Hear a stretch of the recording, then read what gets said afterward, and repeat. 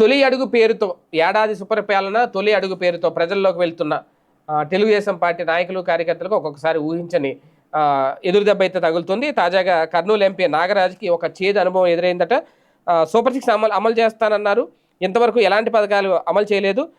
తల్లికి వందనం అందరికి ఇస్తామన్నారు, కానీ ఇంతవరకు పడలేదు. పింఛన్లు పూర్తిగా అందట్లేదు, కొత్త పింఛన్లు ఇస్తామన్నారు, ఎప్పుడు ఇస్తారు అంటూ ఎంపీ నాగరాజుని స్థానికులు నిలదీశారట. కర్నూలు జిల్లా సమీపంలోని గొందిపర్ల గ్రామంలో ఇది చోటు చేసుకుంది. ఆ పార్టీ ఎంపీ బస్తిపాటి నాగరాజు అలాగే కేడీసీసీ బ్యాంక్ చైర్మన్ డి విష్ణువర్ధన్కు చేదు అనుభవం ఎదురైంది.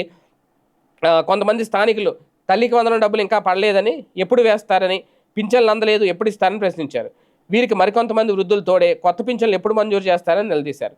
మరికొంతమంది మహిళల గ్రామంలో మంచినీటి కుళాయిలు ఎప్పుడు మంజూరు చేస్తారని, డ్రైనేజీలు ఎప్పుడు నిర్మిస్తారని, సామూహిక మరుగుదొడ్ల విషయం ఎప్పుడు తేలుస్తారని కుక్క తిప్పుకోకుండా ప్రశ్నల వర్షం కురిపించారు. దీనికి స్పందించిన ఎంపీ సమస్యను ప్రభుత్వం దృష్టికి తీసుకెళ్లి పరిష్కారాన్ని కృషి చేస్తామంటే తప్పించుకున్నారు. ఇది విషయం. అంటే ఒక రకంగా పూర్తిగా అన్నీ చేసేసి ఇంకొక ఏడాది తర్వాత వెళ్ళుంటే బాగుండేది.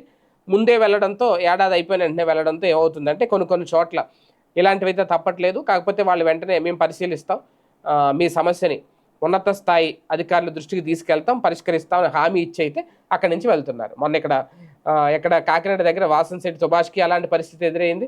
ఇప్పుడు ఈయనకి ఇలాగే చాలా చోట్ల ఈ పరిస్థితులు అయితే ఎదురవుతున్నాయి.